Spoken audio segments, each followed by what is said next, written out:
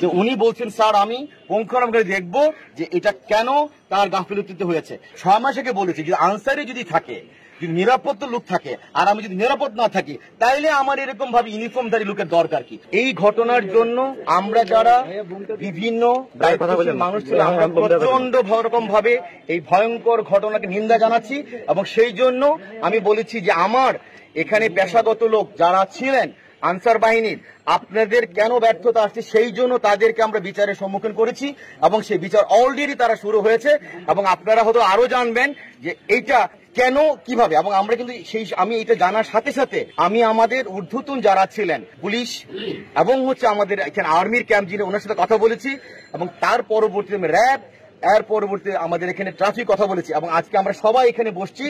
আমরা 11টা থেকে এখন পর্যন্ত মিটিং করেছি এবং ওনাদের সরজনে নিয়ে এসেছি এটাকে আরো কত ব্যাকরণ করা যায়। তবে আমার আপনার সাথে যে কথা বলতে হয়, জুলাই আগস্টের পরবর্তীতে আনসার এর আগে আমরা যেরকম দেখেছিলাম তাদের পেশাগত দক্ষতা এবং তাদের এই নীরবতা আমাকে যেটা আপনাদেরকে শঙ্কিত করেছে আমাকেও করেছে এবং আপনারা হয়তো জেনে থাকবেন জুলাই আগস্টের পরবর্তীতে আনসারের যে কাঙ্ক্ষিত ভূমিকা যে প্রতিষ্ঠান পাবে সে পাচ্ছে না। সেই জন্য আনসারের এখানে আমাদের অধিনায়ক আসছেন, উনি ব্যাটিং ওনাকে বলা হয়েছে যে উনি বলছেন স্যার আমি পুঙ্খানুপুঙ্খ দেখবো যে এটা কেন তার গাফিলতিতে হয়েছে।